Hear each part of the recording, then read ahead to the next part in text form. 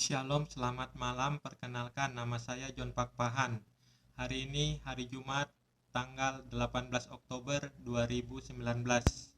Pada malam ini saya akan bicara dengan tema Muhammad SAW, utusan Allah SWT bagian kelima. Saya ulangi, pada malam ini saya akan bicara dengan tema Muhammad SAW, utusan Allah SWT bagian kelima. Mari kita mulai.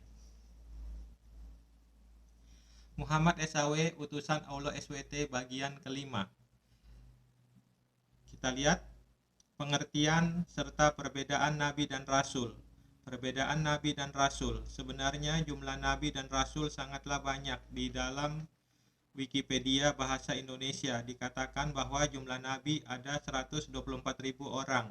Sebagaimana hadits yang diriwayatkan At-Tirmidzi sebagai berikut. Dari Abi Jar RA bahwa Rasulullah SAW bersabda ketika ditanya tentang jumlah para nabi adalah 124.000 nabi. Lalu berapa jumlah rasul di antara mereka? Beliau menjawab 312 rasul. Hadis riwayat At-Tirmidzi.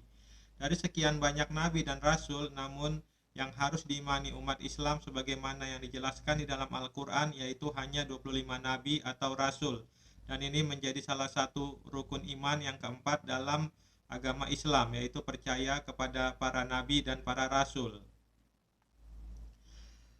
Pengertian nabi dan rasul. Nabi adalah seseorang dengan jenis kelamin pria yang mendapat wahyu dari Allah SWT namun tidak wajib disebarkan kepada orang lain. Rasul adalah seseorang dengan jenis kelamin laki-laki yang mendapatkan wahyu dari Allah SWT dan memiliki kewajiban untuk menyebarluaskan wahyu tersebut. Perbedaan para nabi dan para rasul. Dari definisi nabi dan rasul di atas, maka dapat disimpulkan perbedaan antara nabi dan rasul yaitu para nabi boleh menyampaikan wahyu yang diterimanya tetapi tidak punya kewajiban atas umat tertentu atau wilayah tertentu. Sementara kata rasul berasal dari kata risalah yang berarti penyampaian. Karena itu para rasul setelah lebih dulu diangkat sebagai nabi bertugas menyampaikan wahyu dengan kewajiban atas suatu umat atau wilayah tertentu. Dari semua rasul, Muhammad SAW sebagai nabi penutup yang mendapat gelar resmi di dalam Al-Quran, Rasulullah adalah satu-satunya yang kewajibannya meliputi umat dan wilayah seluruh alam semesta, rahmatan lil alamin. Nabi dan Rasul dalam Al-Quran. Al-Quran menyebut beberapa orang sebagai nabi. Nabi pertama adalah Adam. Nabi sekaligus Rasul terakhir ialah Muhammad SAW yang ditugaskan untuk menyampaikan Islam dan peraturan yang khusus kepada manusia di zamannya sehingga hari kiamat. Isa yang lahir dari perawan Maryam binti Imran juga merupakan seorang nabi. Selain ke-25 nabi sekaligus rasul, ada juga nabi-nabi lainnya seperti dalam kisah Khidir bersama Musa yang tertulis dalam surat Al-Kahf ayat 66 sampai 82. Terdapat juga kisah Ujair dan Samuel, juga nabi-nabi yang tertulis di hadis dan Al-Quran seperti Yosua bin Nun, Zulkarnain, Ilyasa. Sedangkan orang suci yang masih menjadi perdebatan sebagai seorang nabi atau hanya wali adalah Luqman Al-Hakim dalam surat Luqman.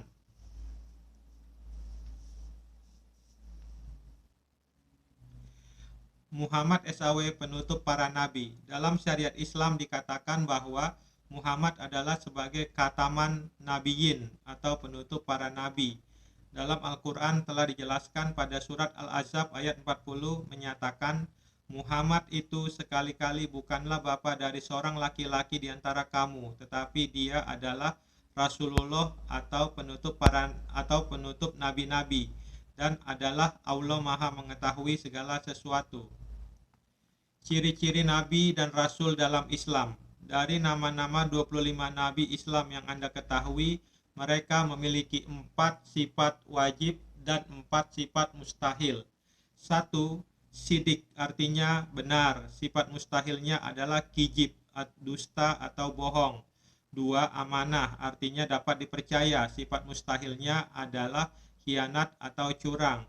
3. Tablik artinya menyampaikan wahyu dari Allah pada umat, sifat mustahilnya adalah kitman, menyembunyikan wahyu. 4. Fatona artinya cerdas dan pandai. 4. Fatona artinya cerdas dan pandai. Sifat mustahilnya adalah jahlun atau bodoh. Kita lihat Alkitab dalam Ulangan 18 ayat 21 sampai 22.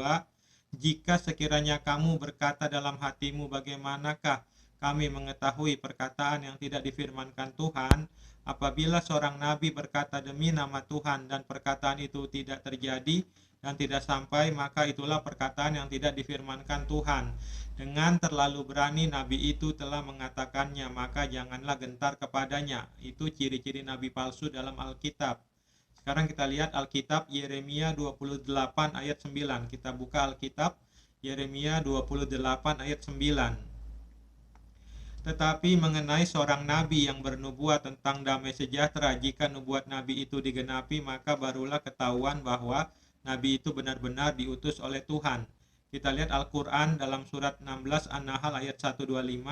Serulah manusia kepada jalan Tuhanmu dengan hikmah dan pelajaran yang baik, dan bantalah mereka dengan cara yang baik. Sesungguhnya Tuhanmu dialah yang lebih mengetahui tentang siapa yang tersesat dari jalannya, dan dialah yang lebih mengetahui orang-orang yang mendapat petunjuk. Ini penjelasan dari saya terhadap surat 16 An-Nahl ayat 125.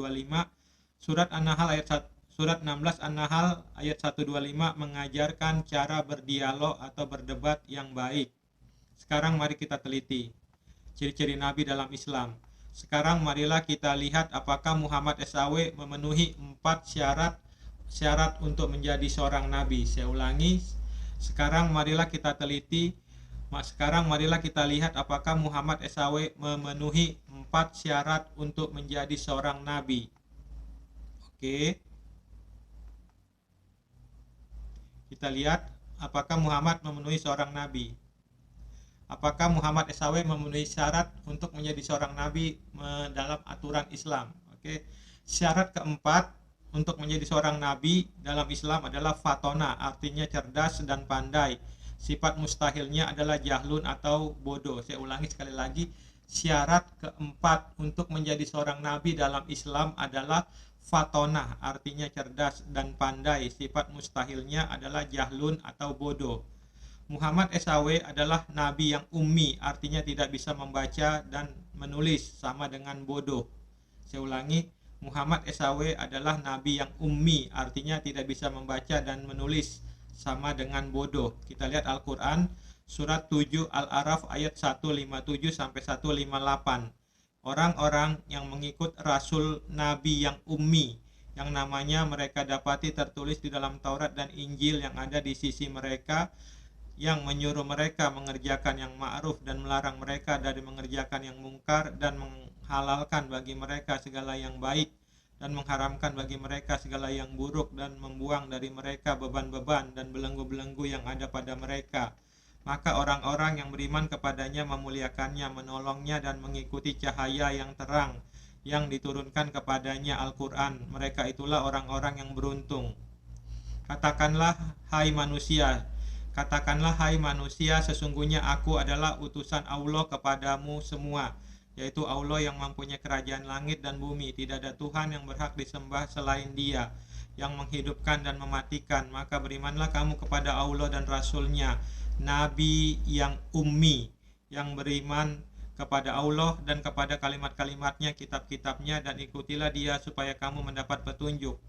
Kita lihat Al-Quran surat 62 Al-Jumu'ah ayat 2. Dialah yang mengutus kepada kaum yang buta huruf seorang rasul di antara mereka, yang membacakan ayat-ayatnya kepada mereka, menyucikan mereka, dan mengajarkan kepada mereka kitab dan hikmah as-sunnah, dan sesungguhnya mereka sebelumnya benar-benar dalam kesesatan yang nyata.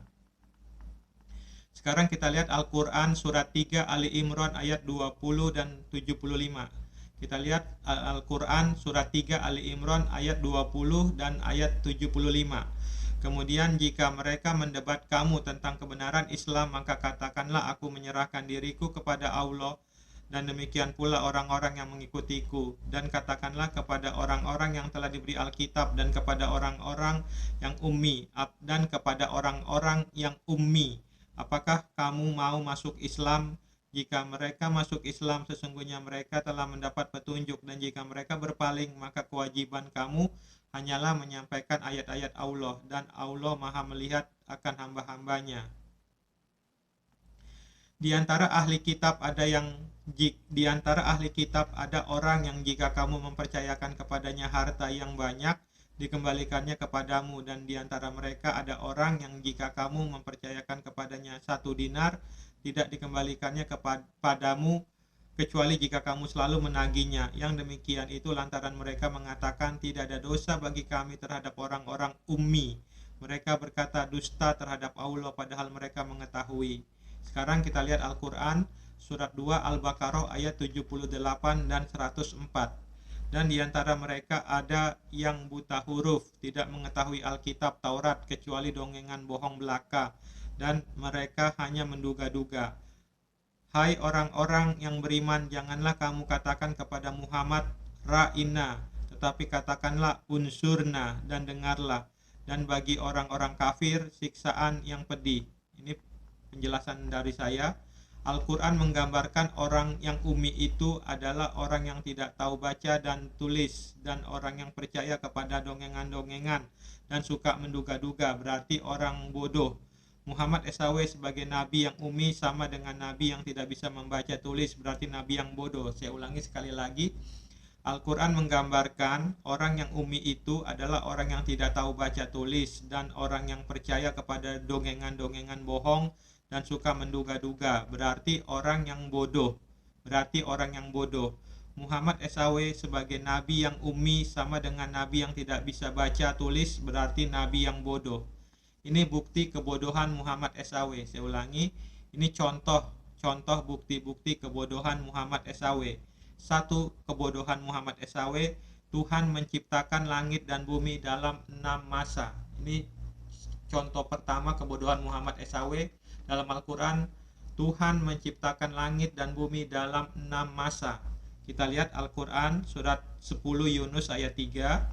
Sesungguhnya Tuhan kamu dialah Allah yang menciptakan langit dan bumi dalam 6 masa. Kemudian dia bersemayam di atas arsy untuk mengatur segala urusan. Tiada seorang pun yang akan memberi syafaat kecuali sesudah ada izinnya. Zat yang demikian itulah Allah Tuhan kamu, maka sembahlah dia. Maka apakah kamu tidak mengambil pelajaran? Kita lihat Al-Quran surat 25 Al-Furqan ayat 59. Yang menciptakan langit dan bumi dan apa yang ada di antara. Kita lihat Al-Quran surat 25 Al-Furqan ayat 59, yang menciptakan langit dan bumi dan apa yang ada antara keduanya dalam 6 masa. Kemudian dia bersemayam di atas arsy, dialah yang maha pemurah, maka tanyakanlah tentang Allah kepada yang lebih mengetahui, yaitu Muhammad tentang dia. Kita lihat Al-Quran surat 32 Kita lihat Al-Quran surat 32 As-Sajdah ayat 4. Kita lihat Al-Quran surat 32 As-Sajdah ayat 4. Allah lah yang menciptakan langit dan bumi dan apa yang ada di antara keduanya dalam 6 masa.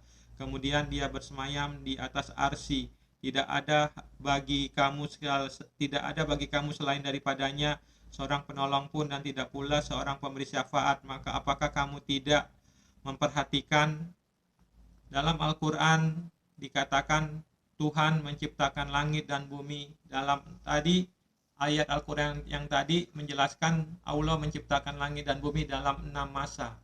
Ayat Al-Quran yang tadi menjelaskan Allah menciptakan langit dan bumi dalam 6 masa. Sedangkan ayat Al-Quran yang lain mengatakan Allah menciptakan langit dan bumi dalam 8 masa. Ayat Al-Quran yang satu mengatakan Allah menciptakan langit dan bumi dalam 6 masa. Ayat Al-Quran yang lain mengatakan Allah menciptakan langit dan bumi dalam 8 masa. Kita lihat Al-Quran surat nomor 41 Fusilat ayat 9-12.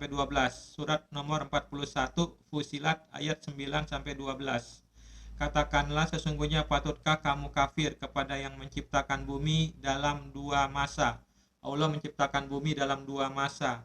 Dan kamu adakan sekutu-sekutu baginya. Yang bersifat demikian itulah Tuhan semesta alam. Dan dia menciptakan di bumi itu gunung-gunung yang kokoh di atasnya. Dia memberkahinya dan dia menentukan padanya kadar makanan-makanan penghuninya dalam 4 masa. Penjelasan itu sebagai jawaban bagi orang-orang yang bertanya. Kemudian dia menuju langit dan langit itu masih merupakan asap. Lalu dia berkata kepadanya dan kepada bumi, datanglah kamu keduanya menurut perintahku dengan suka hati atau terpaksa. Keduanya menjawab, kami datang dengan suka hati.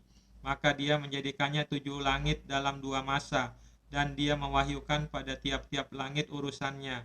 Dan kami hiasi langit yang dekat dengan bintang-bintang yang cemerlang, dan kami memeliharanya dengan sebaik-baiknya. Demikianlah ketentuan yang maha perkasa lagi maha mengetahui. Ayat Al-Quran yang satu mengatakan Allah menciptakan langit dan bumi dalam 6 masa. Ayat Al-Quran yang lain mengatakan Allah menciptakan langit dan bumi dalam 8 masa. Di dalam hadis Allah menciptakan langit dan bumi hari Senin, hari Selasa, hari Rabu, hari Kamis, hari Jumat, hari Sabtu, hari Minggu. Allah menciptakan dalam langit dan bumi dalam 7 hari, dari hari Senin, Selasa, Rabu, Kamis, Jumat, Sabtu, Minggu. Jadi Allah itu salah hitung, kadang mengatakan 6 masa, kadang mengatakan 8 masa, kadang mengatakan hari Senin, Selasa, Rabu, Kamis, Jumat, Sabtu, Minggu di dalam hadis. Itu salah satu contoh bukti kebodohan Muhammad SAW. Sekarang kita lihat contoh kebodohan kedua Muhammad SAW. Di sorga ada 2 buah mata air. Contoh kedua, kebodohan Muhammad SAW, di sorga ada 2 buah mata air. Kita lihat Al-Quran surat 55, surat nomor 55 Ar-Rahman ayat 50. Di dalam kedua surga itu ada 2 buah mata air yang mengalir. Contoh kebodohan kedua Muhammad SAW, di sorga ada 2 buah mata air. Kita lihat Al-Quran surat 55 Ar-Rahman ayat 50. Di dalam kedua surga itu ada 2 buah mata air yang mengalir. Di dalam surga ada 5 buah mata. Di dalam surga ada 5 mata air. 1 mata air susu, surat 47 Muhammad ayat 15. 2 mata air kamar atau tasnim, surat nomor 83 Al-Mumtafiin ayat 27. 3 mata air madu, surat 47 Muhammad ayat 15. 4 mata air jahe atau salsabil, surat nomor 76 Al-Insan ayat 17 sampai 18. 5 mata air kafur, surat 76 Al-Insan ayat 5 sampai 6. Belum termasuk mata air telaga Al-Kautsar. Kita lihat surat 47 Muhammad ayat 15. Surat 47 Muhammad ayat 15. Apakah perumpamaan penghuni surga yang dijanjikan kepada orang-orang yang bertakwa, yang di dalamnya ada sungai-sungai dari air yang tiada berubah rasa dan baunya, sungai-sungai dari air susu yang tiada berubah rasanya, sungai-sungai dari kamar arak yang lezat rasanya bagi peminumnya, dan sungai-sungai dari madu yang disaring, dan mereka memperoleh di dalamnya segala macam buah-buahan dan ampunan dari Tuhan mereka, sama dengan orang yang kekal dalam neraka dan diberi minuman dengan air yang mendidih sehingga memotong-motong ususnya. Kita lihat Al-Quran surat 83 Al-Mutafiin ayat 27. Dan campuran kamar murni itu adalah dari tasnim. Surat Al-Quran surat nomor 83 Al-Mumtafiin ayat 27. Dan campuran kamar murni itu adalah dari tasnim. Kita lihat Al-Quran surat 76 Al-Insan ayat 5-6 dan ayat 17-18. Sesungguhnya orang-orang yang berbuat kebajikan minum dari gelas berisi minuman yang campurannya adalah air kafur, yaitu mata air dalam surga yang daripadanya hamba-hamba Allah minum, yang mereka dapat mengalirkannya dengan sebaik-baiknya. Di dalam surga itu mereka diberi minum segelas minuman yang campurannya adalah jahe, yang didatangkan dari sebuah mata air surga yang dinamakan salsabil. Oke. Sekarang kita lihat contoh kebodohan Muhammad SAW dalam hitungan hak waris. Saya ulangi, contoh ketiga kebodohan Muhammad SAW dalam hitungan hak waris. Dalam hitungan hak waris. Contoh ketiga kebodohan Muhammad SAW dalam menghitung hak waris. Kita lihat surat 4 An-Nisa ayat 11-14. Saya ulangi, kita lihat surat An-Nisa, surat 4 An-Nisa ayat 11-14. Allah mensyariatkan bagimu tentang pembagian pusaka untuk anak-anakmu, yaitu bahagian seorang anak lelaki sama dengan bahagian 2 orang anak perempuan. Dan jika anak itu semuanya perempuan lebih dari 2, maka bagi mereka 2/3 dari harta yang ditinggalkan. Jika anak perempuan itu seorang saja, maka ia memperoleh separuh harta. Dan untuk 2 orang ibu bapak, bagi masing-masingnya 1/6 dari harta yang ditinggalkan. Jika yang meninggal itu mempunyai anak, jika orang yang meninggal tidak mempunyai anak dan ia diwarisi oleh ibu bapaknya saja, maka ibunya mendapat 1/3. Jika yang meninggal itu mempunyai beberapa saudara, maka ibunya mendapat 1/6. Pembagian-pembagian tersebut di atas sesudah dipenuhi wasiat yang ia buat dan atau sesudah dibayar utangnya tentang orang tuamu dan anak-anakmu. Kamu tidak mengetahui siapa di antara mereka yang lebih dekat banyak manfaatnya bagimu. Ini adalah ketetapan dari Allah, sesungguhnya Allah Maha mengetahui lagi Maha bijaksana. Ini penjelasannya ini penjelasannya. Bagian laki-laki 2 kali bagian perempuan adalah karena kewajiban laki-laki lebih berat dari perempuan, seperti kewajiban membayar mas kawin, memberi nafkah. Lihat ayat 34 surat An-Nisa. Lebih dari 2 maksudnya, atau 2 atau lebih sesuai dengan yang diamalkan. Ini asbab nuzul, sebab turunnya ayat tadi. Asbab nuzul surat An-Nisa tadi. Asbab nuzul tentang surat An-Nisa nomor tadi, surat An-Nisa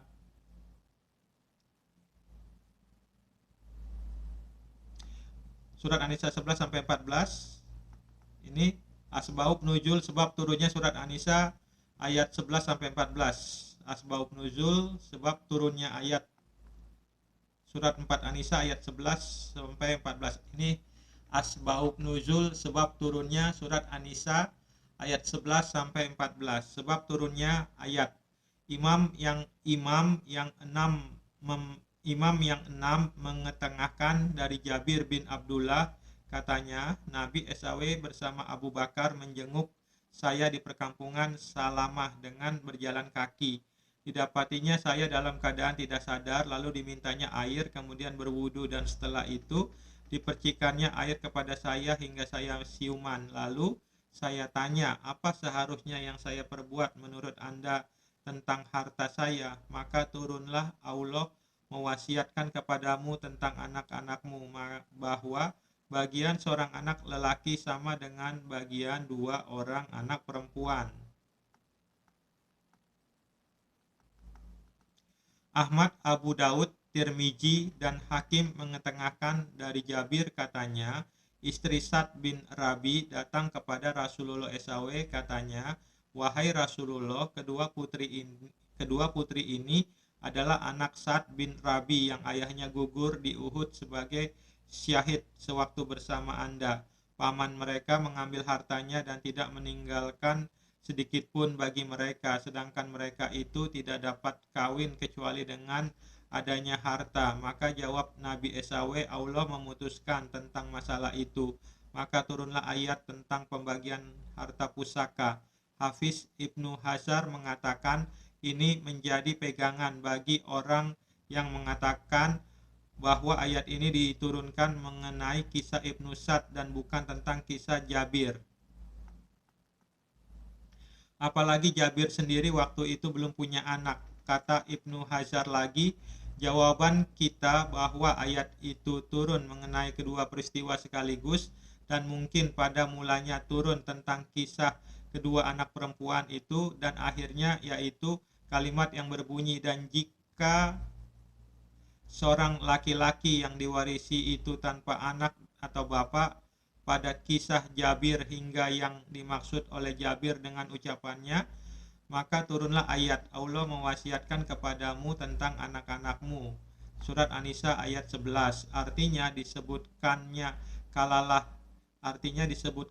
kalalah yang berhubungan dengan ayat ini. Sebab ketiga yang diketengahkan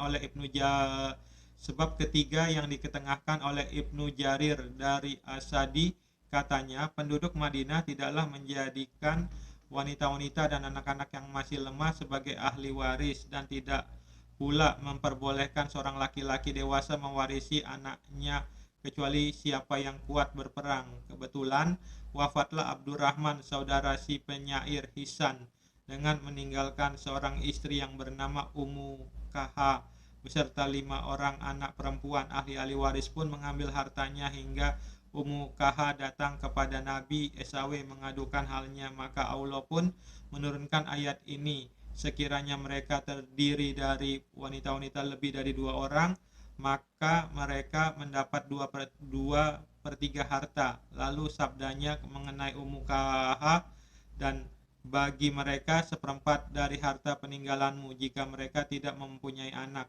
Sedangkan jika kamu mempunyai anak, maka bagi mereka itu 1/8. Itu adalah asbab nuzul, sebab turunnya surat An-Nisa ayat 11 sampai 14. Oke, dan kita lanjutkan surat An-Nisa ayat 12.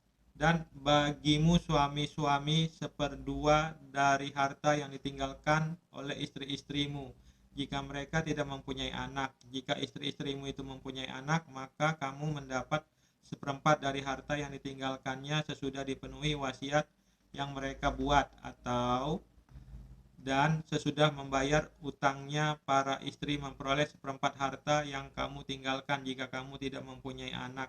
Jika kamu mempunyai anak, maka para istri memperoleh 1/8 dari harta yang kamu tinggalkan sesudah dipenuhi wasiat yang kamu buat dan sesudah dibayar utang-utangmu.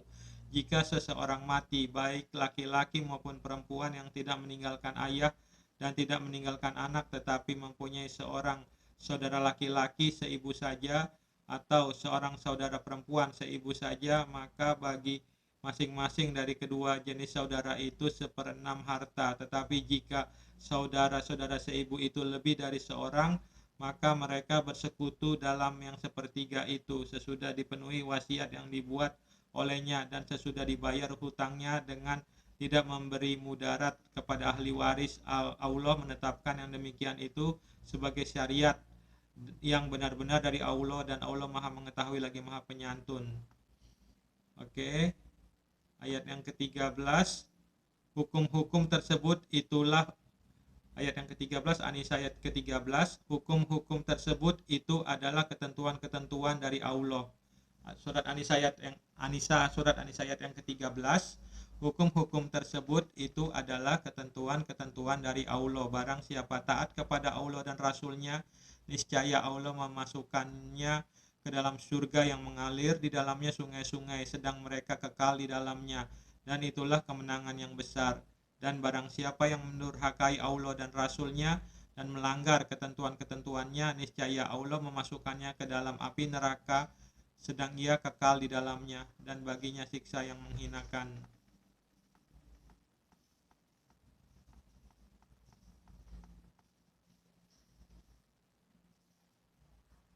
Ini penjelasan saya terhadap hukum waris yang disebutkan dalam surat An-Nisa ayat 11 sampai 14 sebagai bukti kebodohan Muhammad SAW. Saya ulangi, ini penjelasan saya terhadap surat An-Nisa ayat 11 sampai 14 tentang pembagian hak waris sebagai bukti kebodohan Muhammad SAW. Oke, kita lihat.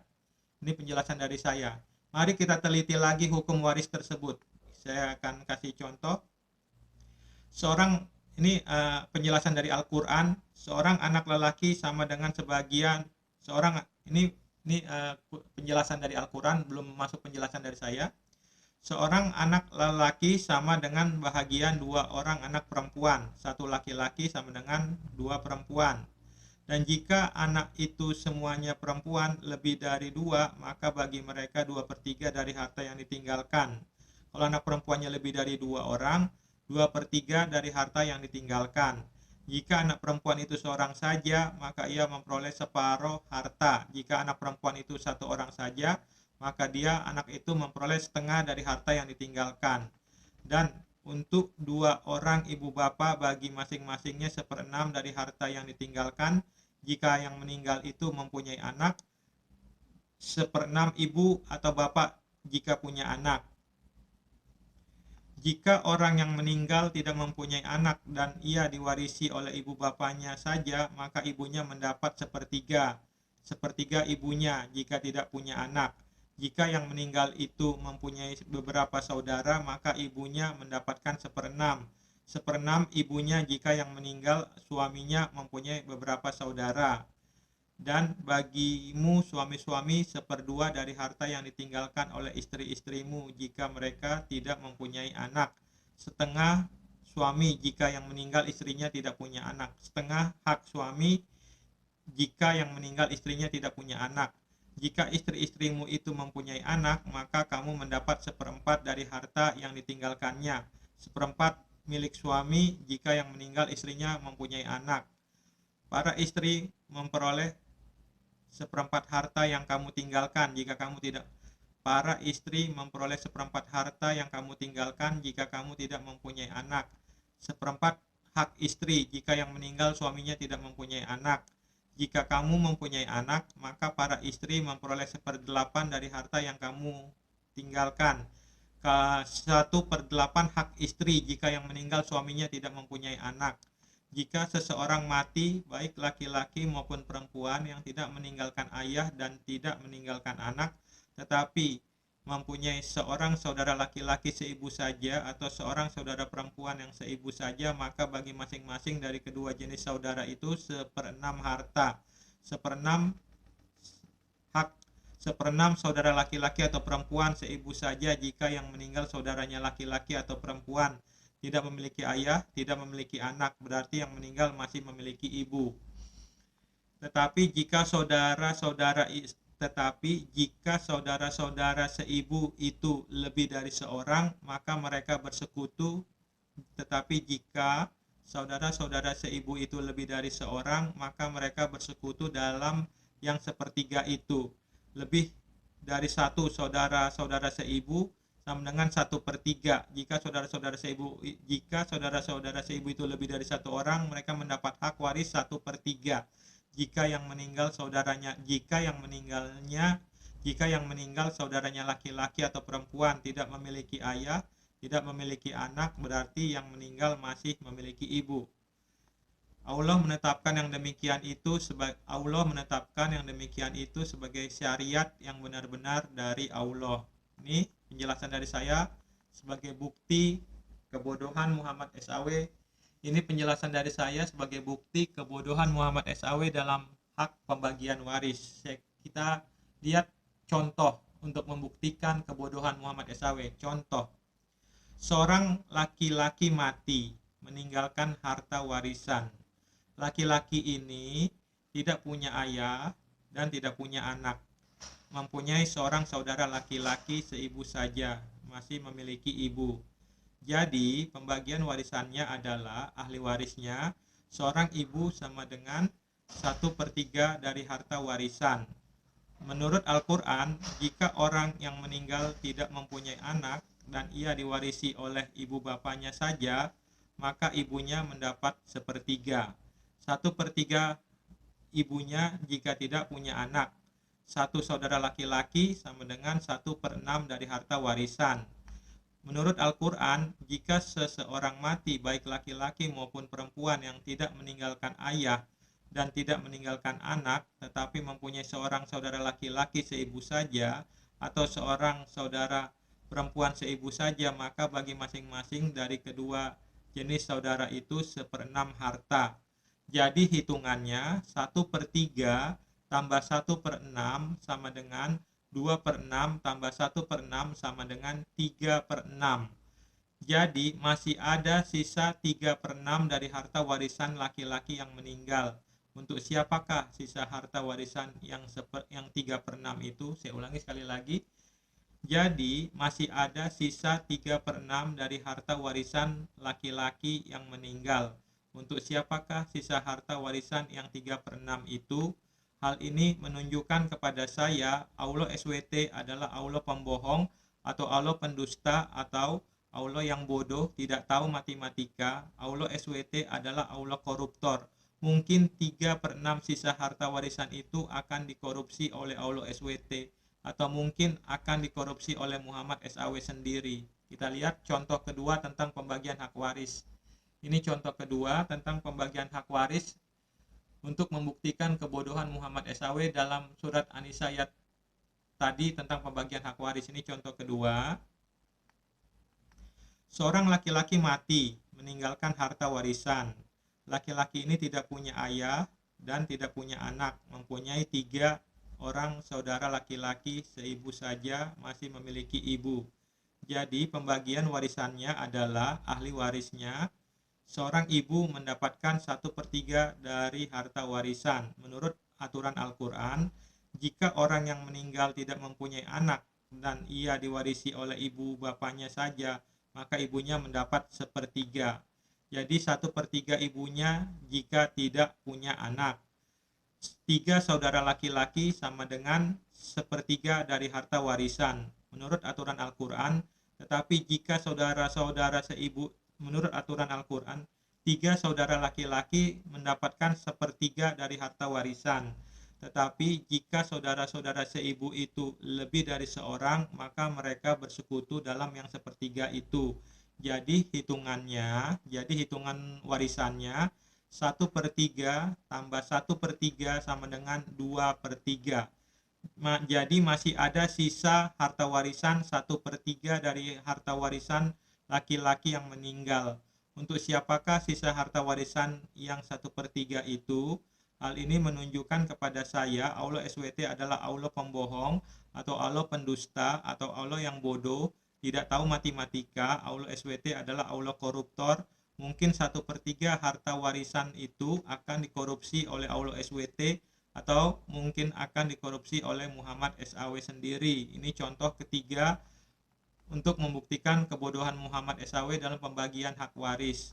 Contoh ketiga, seorang istri meninggal dunia dengan meninggalkan seorang suami, tidak memiliki anak dan tidak memiliki saudara. Jadi pembagian warisannya adalah ahli warisnya seorang suami sama dengan mendapatkan setengah dari harta warisan. Menurut aturan Al-Quran, dan bagimu suami-suami 1/2 dari harta yang ditinggalkan oleh istri-istrimu jika mereka tidak mempunyai anak. Setengah suami jika yang meninggal istrinya tidak punya anak. Jadi masih ada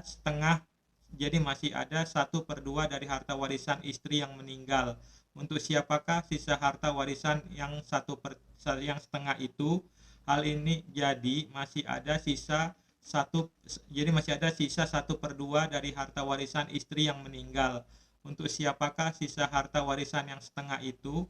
Hal ini menunjukkan kepada saya Allah SWT adalah Allah pembohong atau Allah pendusta atau Allah yang bodoh, tidak tahu matematika.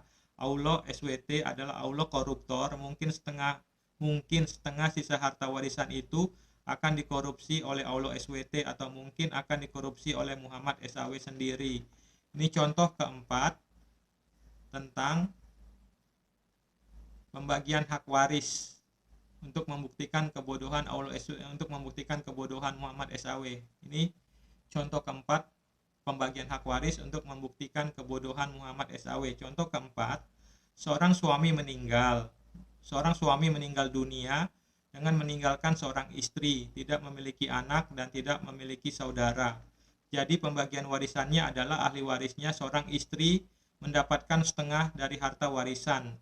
Menurut aturan Al-Quran, dan bagimu suami-suami 1/2 dari harta yang ditinggalkan oleh istri-istrimu jika mereka tidak mempunyai anak. Setengah istri jika yang meninggal suaminya tidak punya anak. Masih ada sisa setengah dari harta warisan laki-laki yang meninggal. Untuk siapakah sisa harta warisan yang setengah itu? Jadi masih ada sisa setengah dari harta warisan laki-laki yang meninggal. Untuk siapakah sisa harta warisan yang setengah itu? Hal ini menunjukkan kepada saya Allah SWT adalah Allah pembohong atau Allah pendusta atau Allah yang bodoh, tidak tahu matematika. Allah SWT adalah Allah koruptor. Mungkin setengah dari harta warisan itu akan dikorupsi oleh Allah SWT atau mungkin akan dikorupsi oleh Muhammad SAW sendiri. Saya hanya memberikan 4 contoh bukti kebodohan Muhammad SAW dalam hak pembagian waris. Saya ulangi, saya hanya memberikan 4 contoh bukti kebodohan Muhammad SAW dalam hal pembagian hak waris. Kita lanjutkan ke bagian lainnya.